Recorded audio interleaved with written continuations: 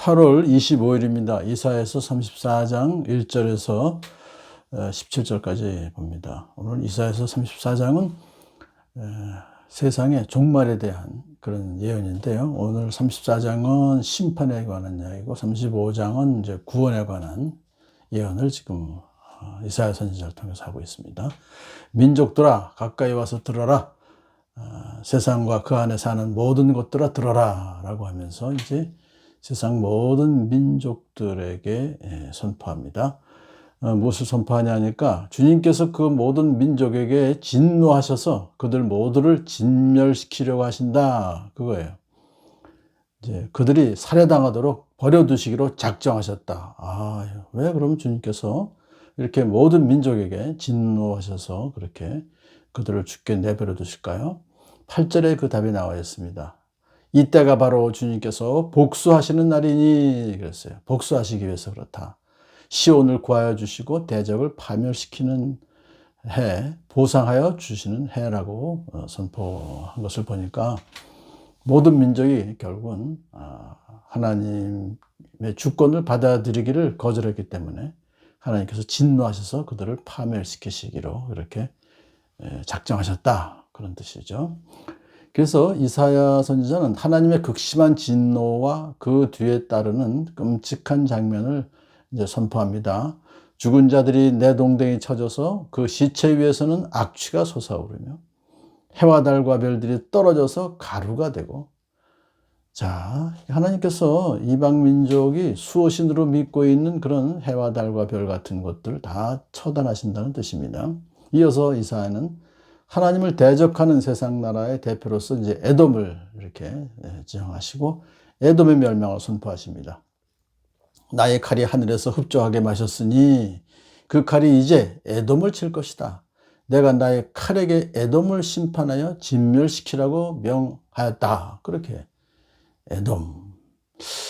주님께서 에돔의 수도인 그 보스라에서 그 백성을 희생제물로 잡으시고 에돔 땅에서 그 백성을 크게 사륙하실 것이다. 그렇게 선포해요. 자, 그러면 그 아까 8절에서 주님께서 복수하신다 그러는데 왜 에돔을 그렇게 복수하실까요?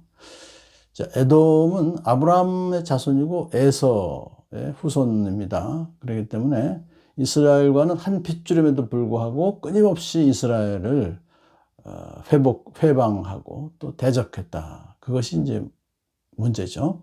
그래서 에돔은 시온, 이스라엘에 대한 그들의 범죄 때문에 하나님께로부터 보복을 당하지 않으면 안 되는 그런 상황이 된 거죠. 그러나 이 보복이라고 해서 이것이 감정적인 그런 응징으로 이해하면 안 됩니다. 하나님의 복수는 상대방의 그 포갑적인 범죄로 인해서 한쪽이 당한 거죠. 어그러지고 뒤틀린 상태를 바로 잡아주는 거예요. 그래서 양쪽을 균등케 하신 하나님의 공의로운 행동이지 감정적인 어떤 그런 응징은 아니다. 그래서 이제 이렇게 선언하는 것이죠. 시온을 억압당하던 시온을 구하여 주시고 대적을 에돔을 파멸시키는 것이고 또 시온의 문제 됐던 것을 보상하여 주시는 해다. 그렇게 말씀하시고 있습니다. 선지자는 하나님의 심판으로 인해서 에돔 땅이 어떤 모습으로 변하게 될지를 생생하게 묘사해 줍니다. 에돔의 강들이 역청으로 변하고 흙이 유황으로 변하고 온 땅이 역청처럼 타오를 것이다. 소돔과 고모라 성이 그랬잖아요. 그것을 이제 우리가 볼 수 있는 건데요. 그 불이 밤낮으로 꺼지지 않고 타서 그 연기가 끊임없이 치솟으며 에돔은 영원토록 황폐하여 영원히 그리로 지나가는 사람이 없을 것이다. 사실 이 모양은 앞으로 있을 지구 최후의 날, 그죠? 마지막 심판의 날의 모습을 이렇게 여기서 예언하고 있는 것입니다. 자, 주님께서 이제 에돔을 이렇게 황무하게 하실 것이다 그랬어요. 그래서 하나님께서 에돔을 한치의 오차가 없이 완벽하게 파괴하시고 창조 전의 모습인 무질서하고 혼돈스러운 상태, 황무한 상태로 에돔을 던져버리실 것이다. 그래서 거기에는 나라를 세울 통치자들이 없을 것이며 백성을 다스릴 지도자도 없을 것이고, 물론 백성들도 없을 것입니다. 그렇게 이제 마지막 최후의 멸망을 하게 될 것이다.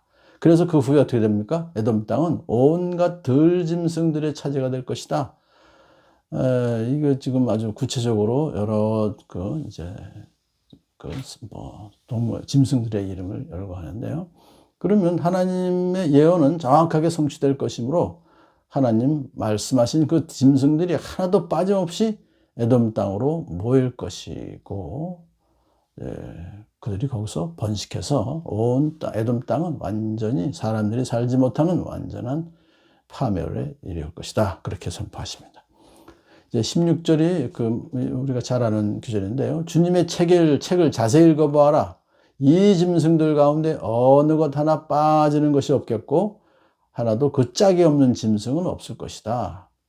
사실 이 주님의 책이라고 그런 것은 이제 이사야가 쓴 이 예언서를 말하는 것이지만 좀 더 폭넓게 하나님 말씀 전체를 우리가 이해해 볼 수 있습니다.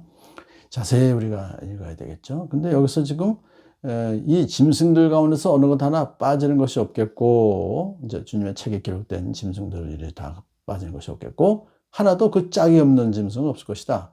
이렇게 지금 말하시는 것은 짝이 있다는 것은 계속해서 번식한다는 얘기죠. 그래서 짐승들은 계속해서 더 번성하게 될 것이다. 그 짐승들이 영원히 그 땅을 차지할 것이며 세세토록 거기에 살 것이다. 에돔은 악한 세상 권력을 대표하는 상징적 존재입니다. 에돔, 여기서 에돔이라고 구체적으로 말했지만 사실은 하나님을 대적하는 세력 전체를 말하는 것이죠.